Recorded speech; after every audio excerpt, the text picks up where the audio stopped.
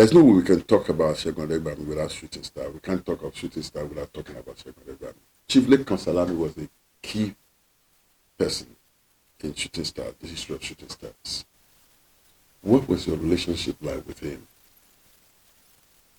Well, he recruited me Really? into Shooting Star. He convinced me to join Shooting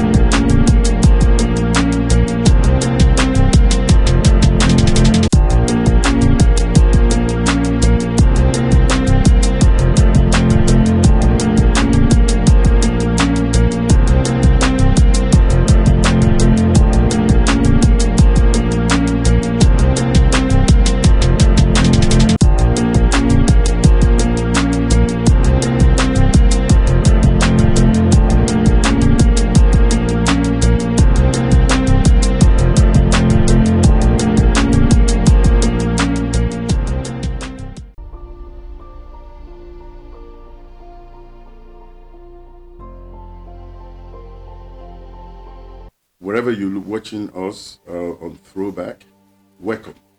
My name is Laide Olaniyan. I have for us today, or rather for you today, a very important guest. I've come to visit him, to learn and to drink from his well of knowledge.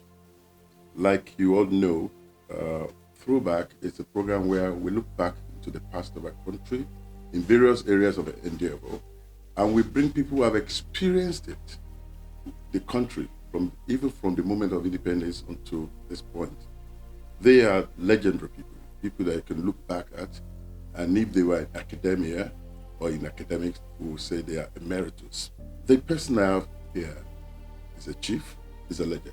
It's a sport administrator, a superstar on the field, a super shooter too, such that he earned the name that was only unique to him. There's no other footballer. Now I've let out the cat.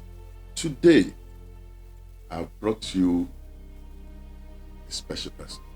And I'm glad. I feel so privileged that I can speak with him. I'm here right in his base in Abeokuta. Now you can put one and two together, where he has agreed to oblige us with a little bit about part of his life so that we can learn. Just like the essence of this program, Throwback, when we look back at the past, we want to learn and prepare ourselves for the future so we can assess what today looks like. Viewers, please meet Chief Segun Patrick Odegbami. Well, thank you very much. It's Olusegun Odegbami. Not the Patrick. No, there's Patrick Odegbami. Okay. Because for some of us, Patrick Olusegun Odegbami.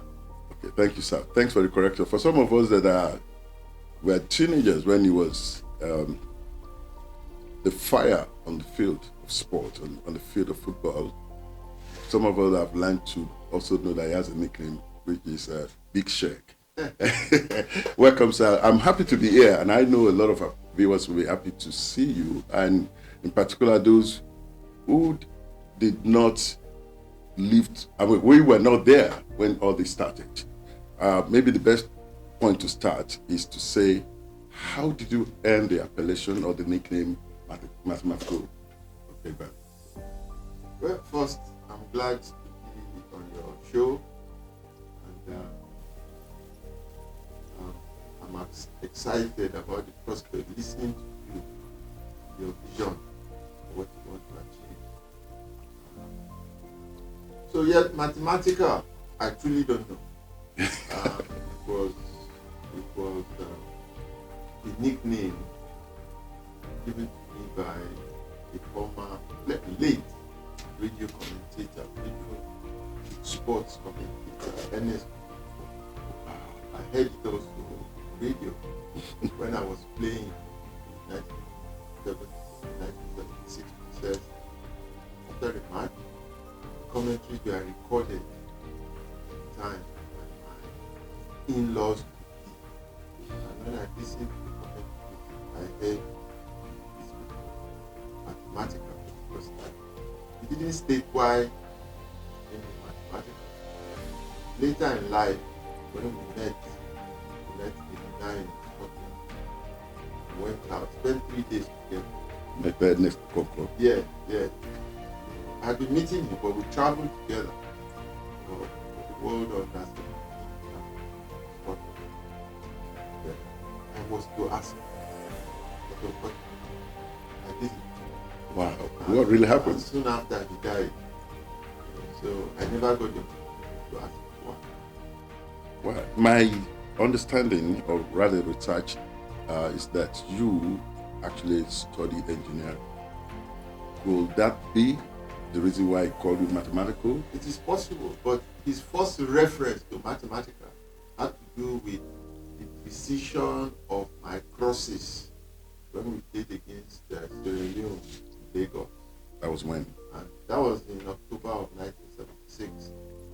And I think it was the precision of those crosses and the manner in which I ran, very close to the touch line and so on. He started using that description of mathematics. So, and probably also because, as you said, he knew that I studied mechanical engineering. And he added all of those together. I probably thought your line, because I have learned, recently I was watching somebody speaking about the President of Ibadan, who happens to be an engineer. And he says engineers are very precise and they're methodical. So maybe that was why what he saw in you. It is possible. Yeah. Okay. Well, let's now. Unfortunately, it's not AF to tell us why, but a lot of us as youngsters at that time just picked that name and we didn't ask questions. And this is giving me an opportunity to ask you. Now that I know that you didn't even know why you chose that, I want to assume that you also became mathematical to us. That was my interpretation then. That you, because of the speed and the calculation, because the Segun Odegbami that we know, Segun Odegbami, I'll keep saying Segun now. Oh, it's okay. No, it's okay. That's what people know. That we know, we shoot from a place that is almost impossible, and right there it gets into the net. And it's like, what happened? It was like a flash. Now that we are able to address that, I don't want to go the natural way of say where we are born and all that, but let me just ask this question, sir.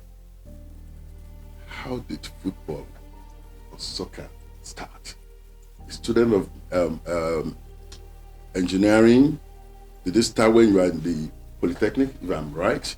Or did it start when you were in secondary school? Did it start in primary school? Or did it start at the grassroots level in the corners of the homes on compound that we used to do in the 60s? Well, I have documented it. Okay. And when I was born in Lagos, that was purely accidental. Okay. Soon after, I was taken back to just where my parents lived, my siblings. Just at that time was a very cosmopolitan city, town, and because of its weather and the mines that were in that environment, the topography of that place attracted a lot of foreigners, both whites and people from Africa, other parts of the continent, from other parts of Nigeria. Everybody said, and for some reason, rugby, the sport of rugby and football, and of course horse racing, they are the major sports. So everybody, all the young boys, played either rugby or football. Football was more popular, and they had a lot of great stars, and that many of them played for the country. And at the time I was growing up, many of those ones who were in secondary school were in the academica, playing for Nigeria, playing for the North, and they were all very, very famous. So many of us young boys just gravitated towards what they were football, doing. and we were playing on the streets. No dream to play at any level, just enjoying the game because there was nothing else to do. And that was where it started.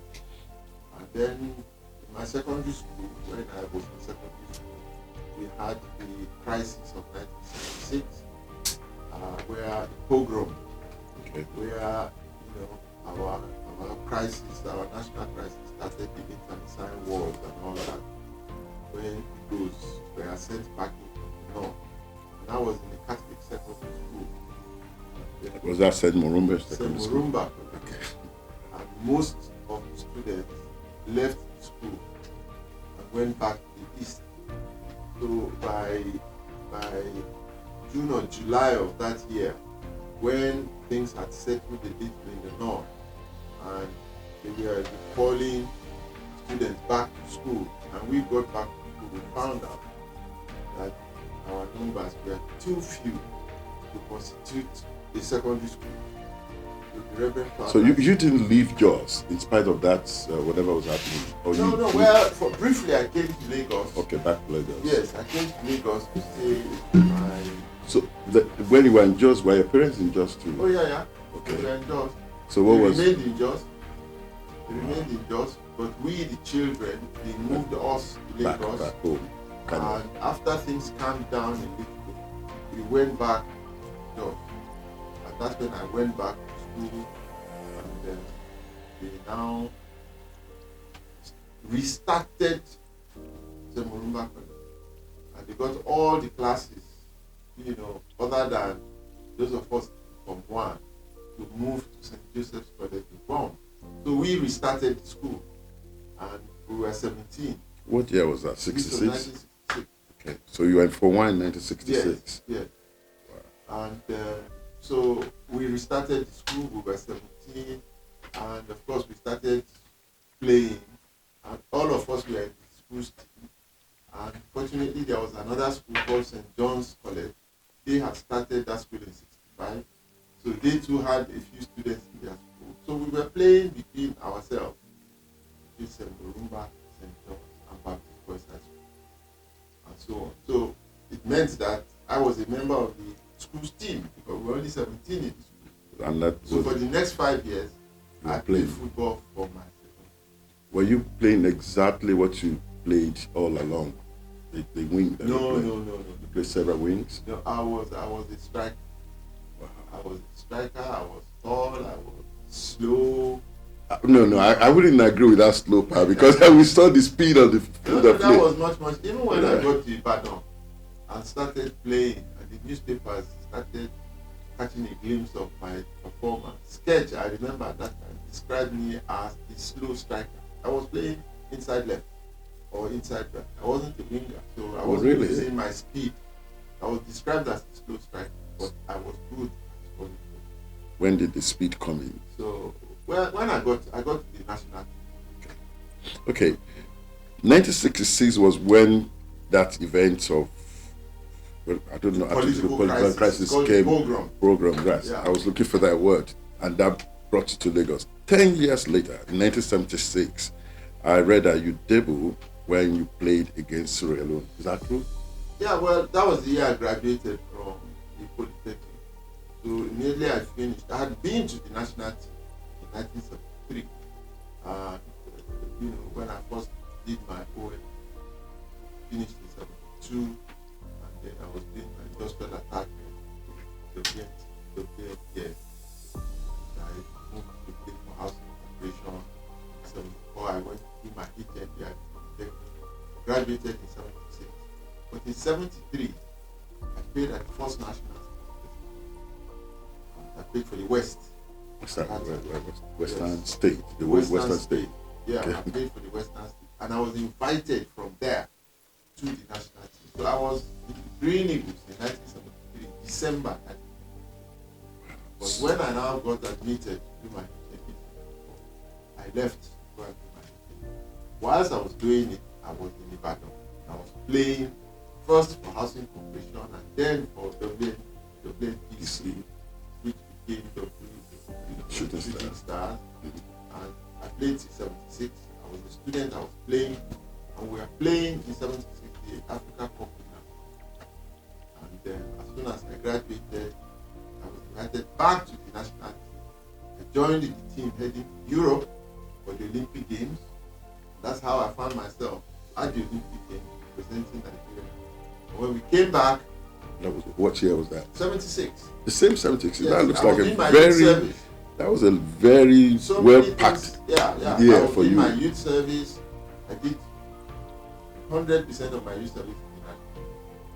Came back from China, came back, and then now. But you were barely in your 20s. You were in your 20s, right? Yes, I was 24. I was 24.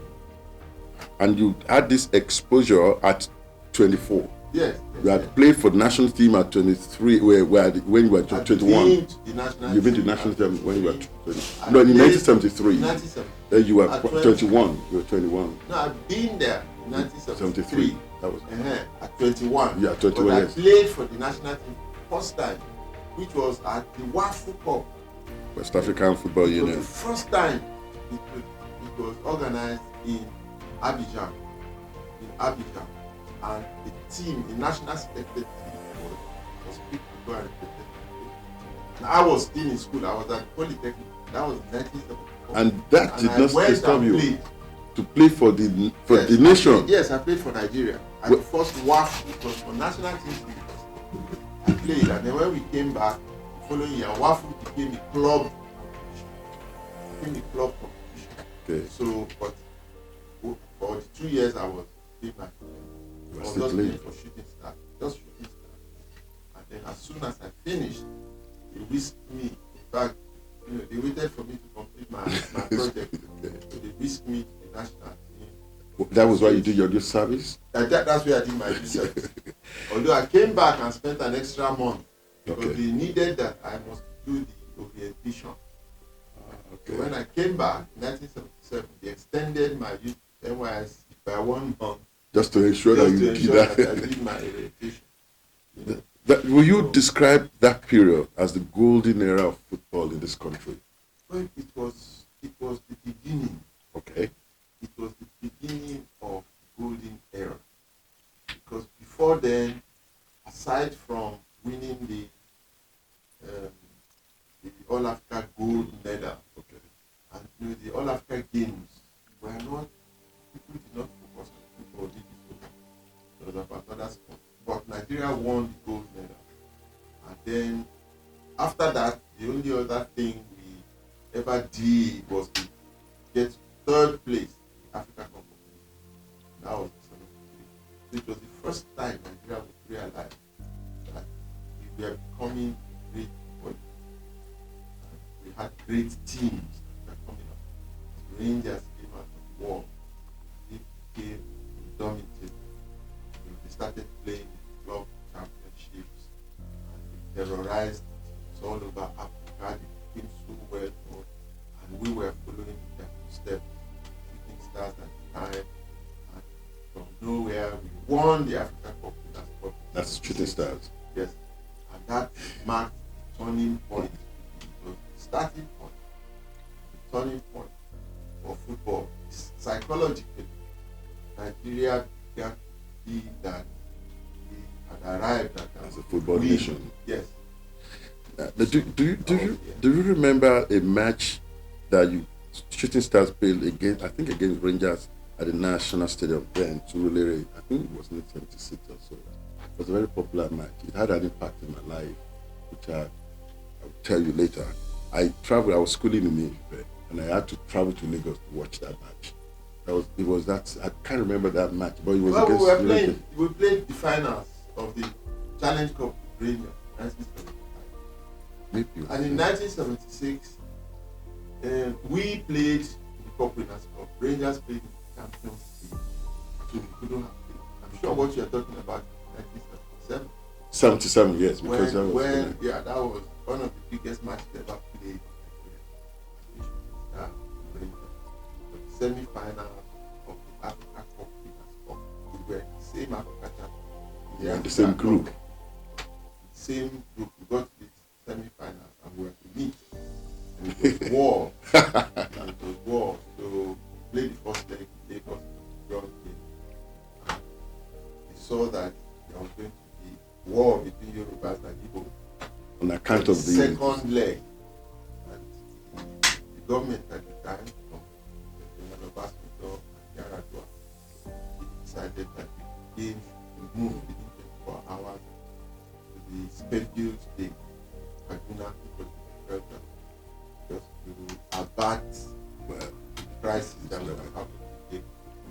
That was probably the biggest football match ever So, played. how did it end? No, so we lost in that. Like penalty or a regular, Well, regular time? do I remember now?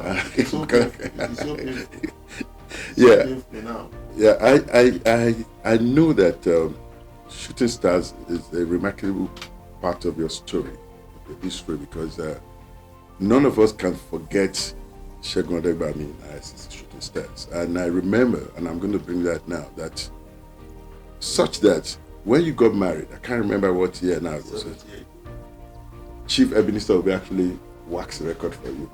And I can't forget that. Segun Odegbami ṣègbéyàwó ayé gbọ́ ayé mọ̀ ayé gbọ́ ọ̀run mọ̀ gbogbo IICC ló péjú. It was, I think that's made more parents to believe in football as a career. If somebody can play soccer and rise to a point that where perhaps millionaires have to pay millions to attract Ebenezer Obey's praises, waxed into record. But how did you feel? You see, it was a reflection of the magnitude of football at that time. And, it transcended, you know, your pride, whatever it is that you think of at that time, all the division, and became a unifier of Nigeria generally. And there was this huge contest between the East and the West, and also the North in football. And, I remember Mighty Jets. and the East was represented by Rangers, which was the movement of the Igbo. It was more than a football club. And Shooting Stars was the response To that. Rangers. So there was stiff competition. Even in the national team, when Rangers had 7 players at the time, invited, Shooting Stars had 6 players. Later it became 5 for Rangers, still 6 for Shooting Stars, and so on and so forth. You know, so there was great rivalry, and it was huge in the country. Was the rivalry So, positive? Of course, it was positive, because more than anything else, we cemented, you know, relationship between the tribes. Actually, we were very, very friendly outside the football. Friends with Christian Chukwu and Okala and all that. And Debo Day, you know, one day, Daily Times carried our picture front page. 4 of us, 2 from Rangers, 2 from Insta, and we were all had this broad smiles on our face, and it just calmed everybody down. So That this was not war. So football was very big. So Ebenezer Obey, I'm sure, you know, saw it to identify with Yoruba cause, Yoruba people, and I was like one of the big stars, and I had this huge national wedding. So he just took from that and made this surprise, everlasting record in my honor, and in the honor of all the other members of the Shooting Stars like that. Yeah. That was it. Now, there was the landmark success of 1980 when you, what was it like? I think that was when you picked the African Cup of Nations. It was described as the crowning international success for Segun Odegbami. What was that like, that moment? Well, it was coming anyway. It was expected, because, you know, from 76, I became one of the most talked about footballers in Africa. And went to 78 Africa Cup. Even before I was a star player. At the end of the championship, I was named Africa's third best player for the first time in Nigeria. So named. To get to that level. That was even in 77. So by 1980, we had that progression. Great teams and great players and great expectations. And we had prepared tremendously. We went to Brazil and spent 3 months there for the first time in our history. It was a big,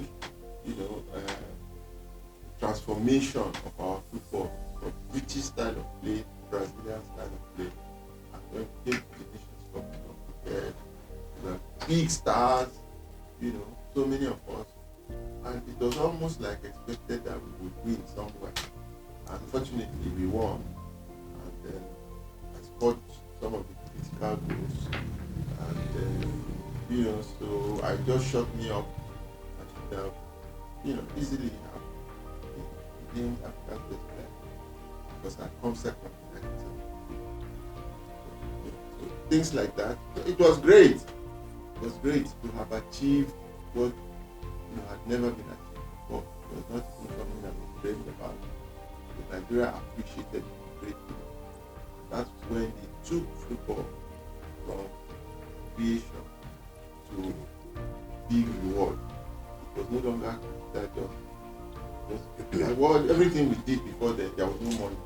We just played. There was no money. We also, our struggle for better welfare was just to increase our allowances. That was all? Our small bonuses. Yeah, we didn't think of... Nobody was salaried or anything? No. Well, we all worked in different... I was working. Okay, which was achieved. Okay. And I was a civil servant.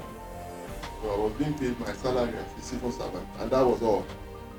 But in 1980, it changed with the reward that we got for winning that cup. Which included the national honor, the house. We got gifts. No, it was a flat. Oh, flat. Flat. Okay. We got a car, a gift of a car, and bits and pieces here and there. So it was something unheard of. It was huge then. Even in Africa, that it was unheard of. So it just changed the landscape. Now people started thinking, that we make money from it locally in Nigeria. We didn't have too much experience about going professional before, but that came later with time. But at that time, we were the most celebrated and the most rewarded also by 19. So it's a great thing. I know you can't really do a chronological capture of your story of football, your life of football, but let's look at, I know you were playing for Shooting Stars. So were you are employed by the Oyo State or Western State Sports Council? No. Shooting Stars, that was Western Nigeria Investment and Credit Corporation. Okay. It was an agency of the Western State government. Okay. And they had investments in so many companies, Udua companies, they invested in Castle Lagavia, they were the ones doing Pepsi Cola, they were the ones doing, so many things, the corporation. The same Udua investment that we have today. Yes. So even later when I stopped playing football, I went back to the office and I was on the board of one or two of the companies under Western Nigeria Investment and Credit Corporation. Some Udua companies were also like Lafia Canning. Yes. It was part of the IICC group. So I worked there. I was the industrial engineer. Oh. I finished as senior industrial engineer. So you worked as an engineer apart from playing. That's what I wanted to do. I was a staff. I was a staff of the WNGC and then Shooting Stars. I was a staff, and when I retired, I went to the office and started working. Wow. Yes. So because most of us would never, I never thought that you actually practice anything that has to do with engineering. When I worked with WNTV, WMBS, I was in the engineering department. My bosses were Vincent Maduka. Of NTA? Yes, now. That was WNTV, WMBS. He was head of engineering there. And I worked under him. And I designed the studio, one of the studios in WNTV, WMBS at the time. Nibano. Yeah. So do you meet the likes of Dr. Obiabi Farombi? Of course, he was there. That's where they all knew me. I was working as a staff. So when I mentioned that I was going to interview you just smiled. I said, I was there. That's where, Tunde Kilani and I met. all of us were there. That was also a golden era for broadcasting. In the Oh, beginning. absolutely. I remember Absolutely. people were moving from Ibadan to Abeokuta when UGBC came up to Oh, yeah. Lagos. That was Oh, a yes. route that they all were taking. Oh, Wow. yes. So, Oh, but yes. I never I knew. formed the WNBS football club, and I was the first officer in charge of it. Nobody remember this part of No, you. no, They no, only no. remember the Yes. ICC part of it. And Yeah. but where I mean, ICC is huge. I mean, to talk about ICC is That's huge a because huge organization. yes, Huge and organization. your role. I mean, without being without flattering you, and if I have to, I can do that because I didn't know any Segun Odegbami in engineering. I thought it was in the background. I always thought all about Segun Odegbami was I football. practiced at least in WNBS. I know that's to know And because when I was doing my youth service, I was with Edison Group and Partners in Lagos, which was an engineering firm. and you were still playing there. And I was playing, of course. So, so from Polytechnic Ibadan was when you got into ICC Shooting Stars. You were playing, or you had experience with the national, and then when you came in as an engineer, you still continued to play. So it's been when I look back from the 1966 program that made you come back to Lagos to 1976.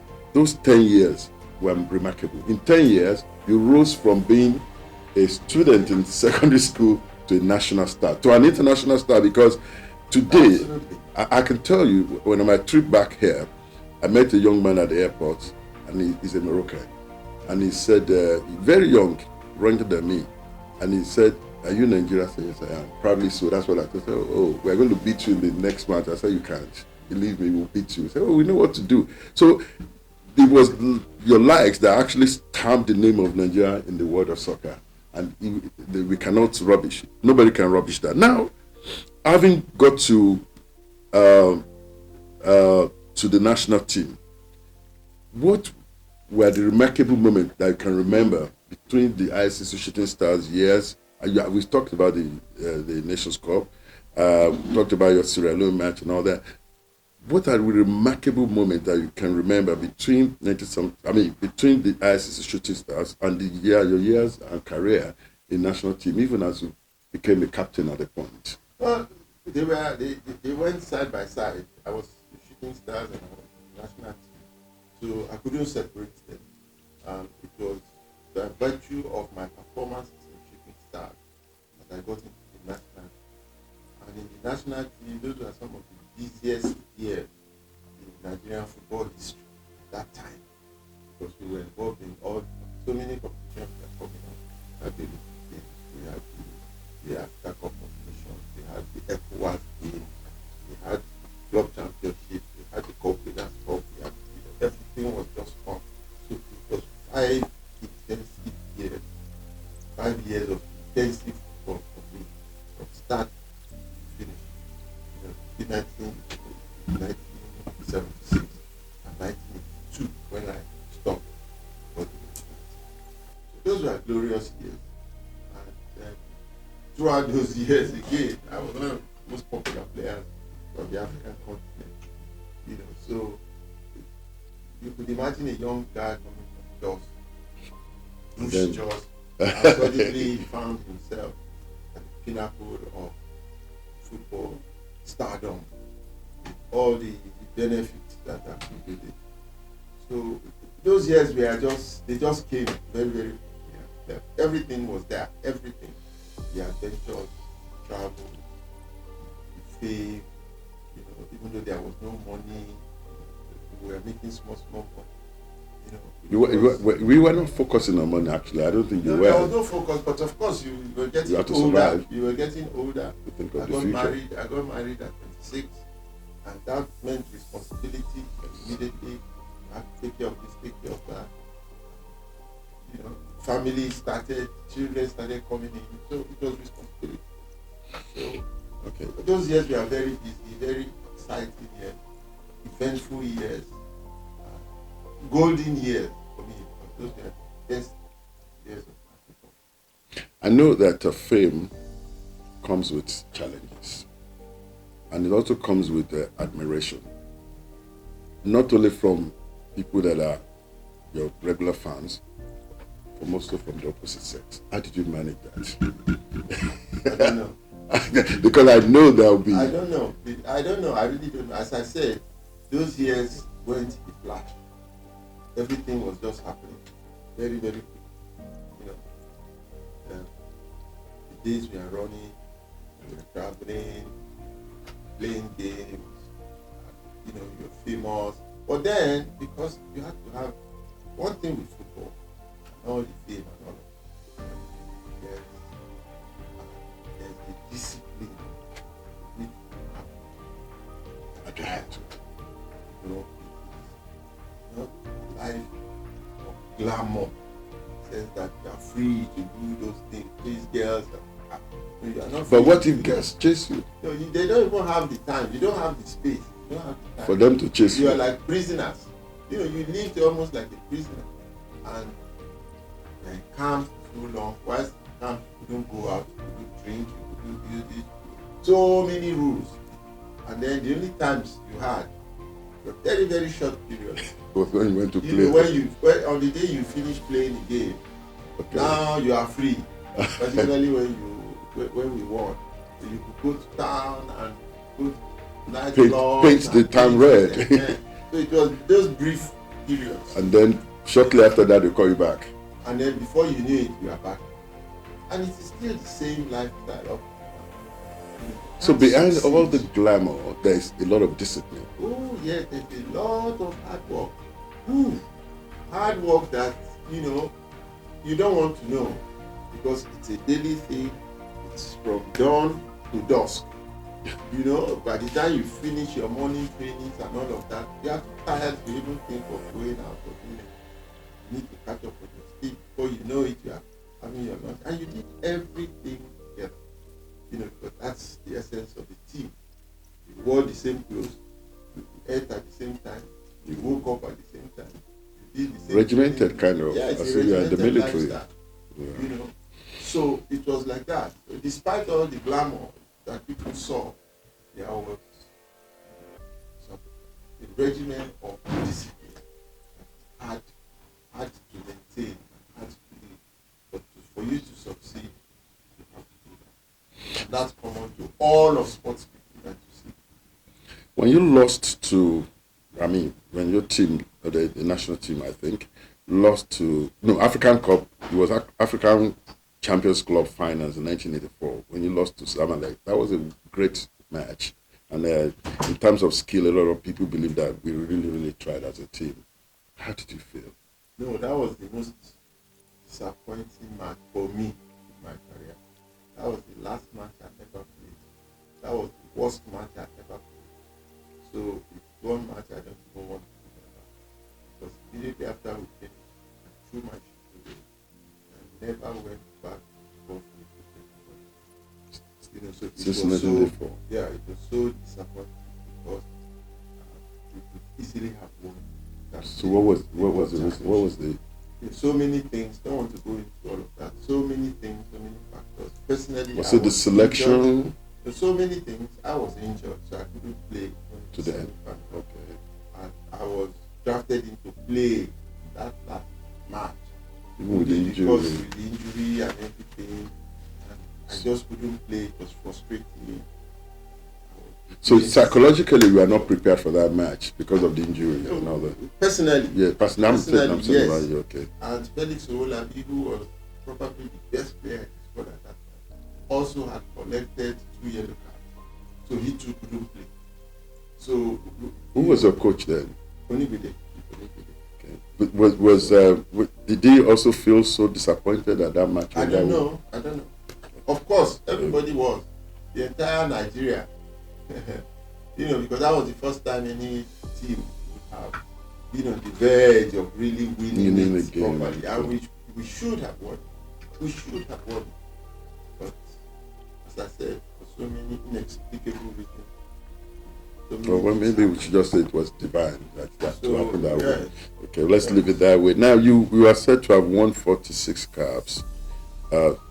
23 goals, and actually some say 47 caps. What exactly can you remember? How many goals?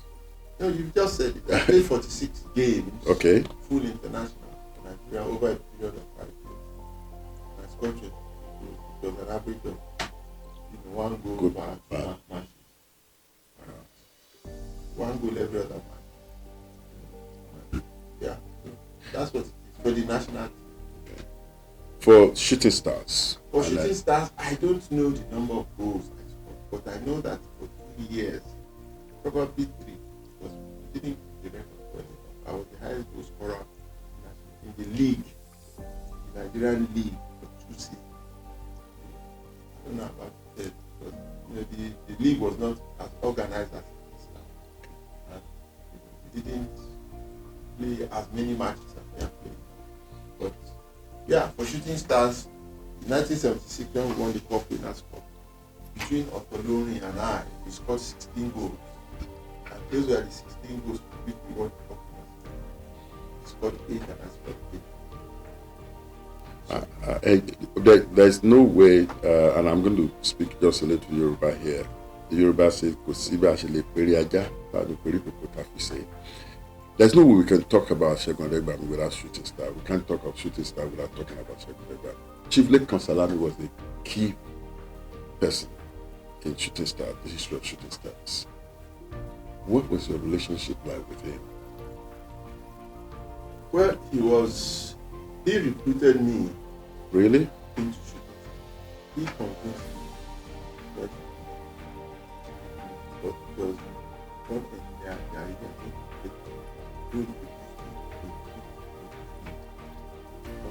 At his Eleta house in Ibadan, when was that? I knew him when I was playing for other clubs, of course, everybody knew. They wanted me to play, but there were stories around then that he couldn't play because there was Nia Konde. I was going to replace Nia.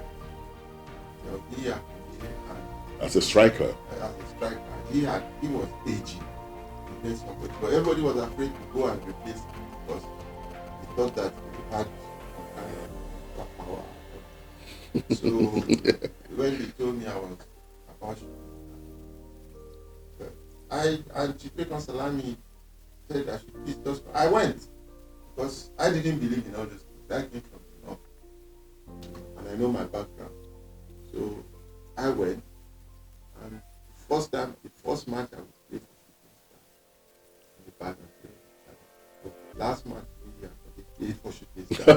So as soon as I stepped in to replace him, he never came back into the game. So Chief Lekan Salami and I became very, very close.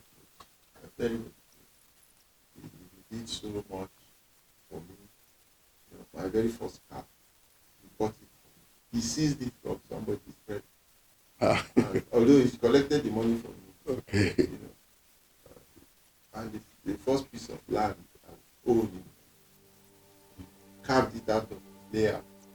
And I still paid for it too. And all of that. Because he encouraged you to get all those things. Yeah, he wanted me to settle down very quickly. Oh, we were very, very, very until towards the end when I now said I was leaving. You didn't like the fact you were leaving. I didn't like the fact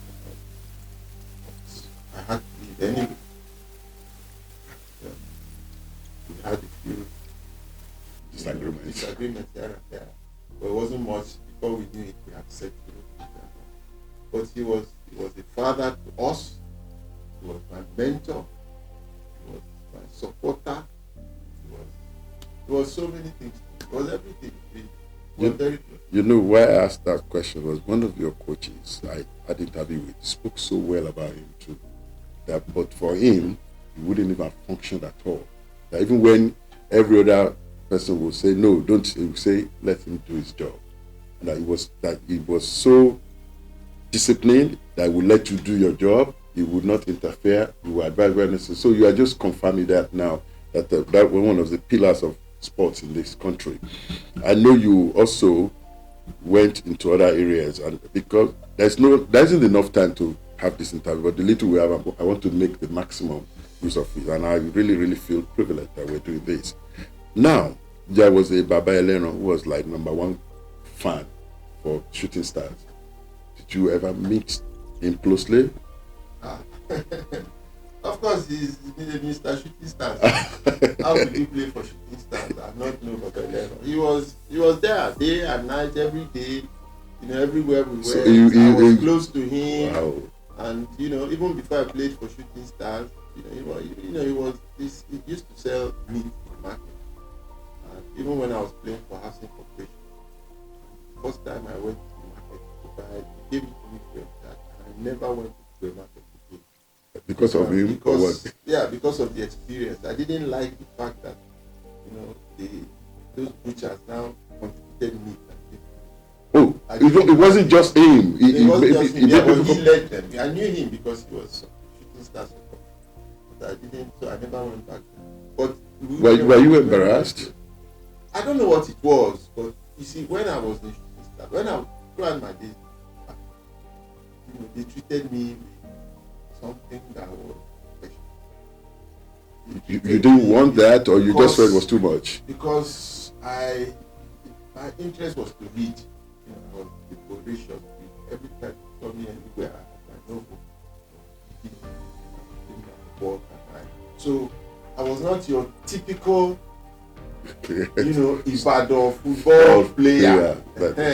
So there was this level of respect, which created a distance, some kind of distance between myself and supporters, like all of those. I was a bit aloof. And it was for you. It was too much. They were too much. My interests were different. Interests were different. I was not interested in all that, deep supportership and all those things, the things that they did and all that. I was just focused on my football and then on the things that had an interest. Yeah. Like that. Now, when you left, in 1984, you said that was the last time you played. I have heard, and I think I have some people from friends who said you have been a promoter of Nigerian footballers. That those who are playing internationally today, virtually all of them, from the time they started playing international, you had hand in their success. You gave them the connection and all that. I know you are a person, from little I've seen, a person of so much modesty. But please, these footballers, superstars of today, some of them probably have retired. What role did you play? And who was the first person that you gave the opportunity to? None whatsoever. I never had a hand in any footballer going anywhere. Really? Yes. How come people attribute that to you? I don't know. But that does not mean that I wasn't there to lend a hand, to advise, to guide, to promote sometimes. So what? Something that I did deliberately as a job or as an agent or as anything. Now, I never had any such thing. Fortunately, I was a member of Super Eagles administrative setup, technical setup. I was a member of the board of the I was team manager of the Green Eagles that became Super Eagles. I followed them. I was into media. I was covering events around the Super Eagles, exclusive events. So I was very, very, very close. Not just to Super Eagles, but several other clubs. Because it was part of my work and by part of my nature. With my nature, I was friendly with all of them, and they respected me.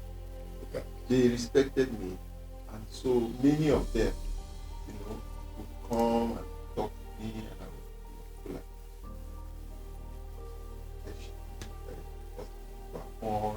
would people like that. It's not that I had a hand in anything they were doing, but I was always there if they needed my word, my support, because I ventured into so many. But should we say that in a way you are like a mentor to some of them? If mentoring has a different definition from what you have said, then I have to go and look for another definition. If you are there to learn and to advise them, to guide them, you are mentoring them. I want you to agree that that's I what don't you want did. to take that level of credit. I don't want to. Well, I want to give that to you, sir. Yeah, okay, that's because fine. I don't want because to I take saw that, level. and that But probably I have a great relationship with all of with this. several generations from my own generation, even from before my generation. I was the first person to organize a conference for all those that had played for the national team. That was in the early 1980s, in the mid 1980s. I organized a conference in Lagos. I invited people like Isaac Akioye, Justine Ogundiwe, who played in 1949, Daniel, Onoguru. I invited all of them. We had a conference. I organized it at the National Stadium in Surulere to talk about the welfare of retired international and form an association. So I have always been involved in that kind of assembly of people that set up a small unit to start to take care of us, when we ran into difficulty. Because it was obvious that when you looked at the history of Nigerian sports as a whole in those days, you didn't see a good of how the athletes, the footballers ended up. The whole place was littered with footballers who were not doing well. And they had great names. And I didn't want to be like that. Oh, definitely, I didn't want to be like that. Unfortunately, I didn't now choose to go and read, which was something I could have done. Immediately I finished, I could have gone. Even before that, I had admission in Area College in England, West Michigan, University, Kalamazoo, Michigan State. I had admissions to go and study. But the football thing truncated all of that. And since I've chosen now to remain through those years, I was determined that I was not going to end up like what I saw. That shift. Things it's not direct mentoring. If you're talking of mentoring, I did it not for the footballer, but for people like John, that's real mentoring. Those are art, by the elements brought them into my life. And I actually did mentor. And I still do for certain people now. Yeah, that's it. Yeah, well, you are one of the very few ex Super Eagles or footballer I'm looking at the time, who went into media, journalism, and all that. You had worked as a columnist, sport analyst, broadcaster, television producer, and writer. And now you actually own a radio station, the Eagles Sports Radio Station in Abeokuta. What's it like for the life of footballers after the play, when they exit? I know of the sad story of Rashidi Yekini. By doing all that, he didn't really die the way we would have loved our legend to die. What's it like? You have a long way to do it. What's it like? The thing is, there is the general lack of information out there. And it's not just the footballer. It's the general lack of the scope of football.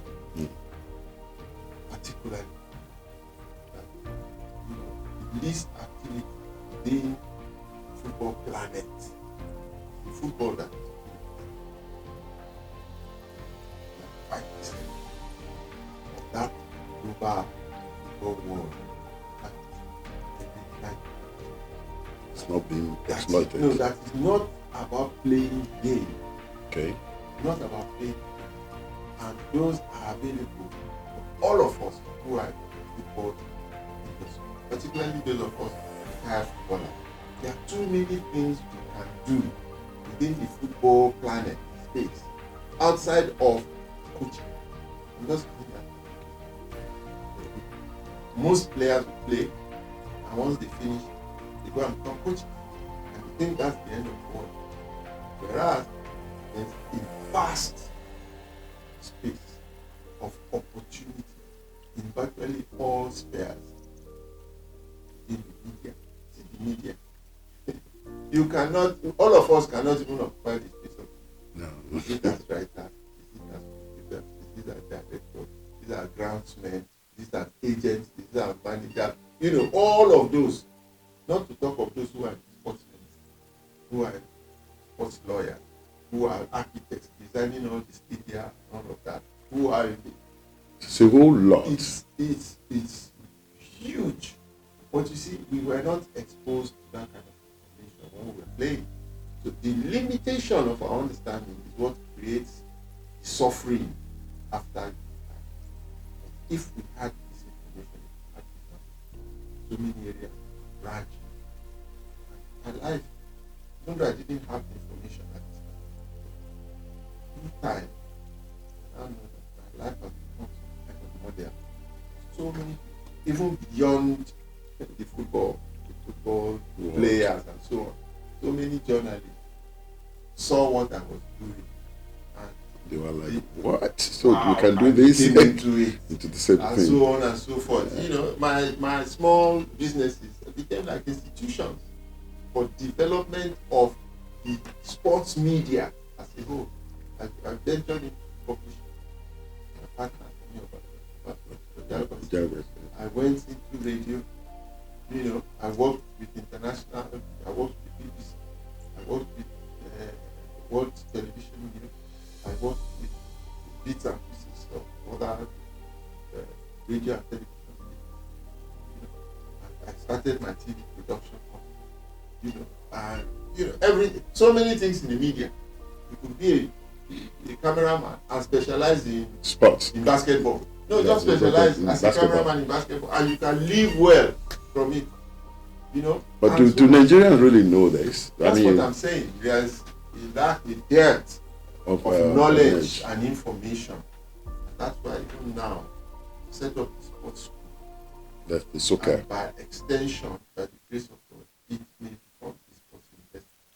And by extension, even if it doesn't become a sports university, you're going to have a department for leadership and entrepreneurship in sports. It's a center for leadership and we're going to expose the dimensions to which sports can go in health, in consultant, sports health, even for the Nigeria Heart Foundation.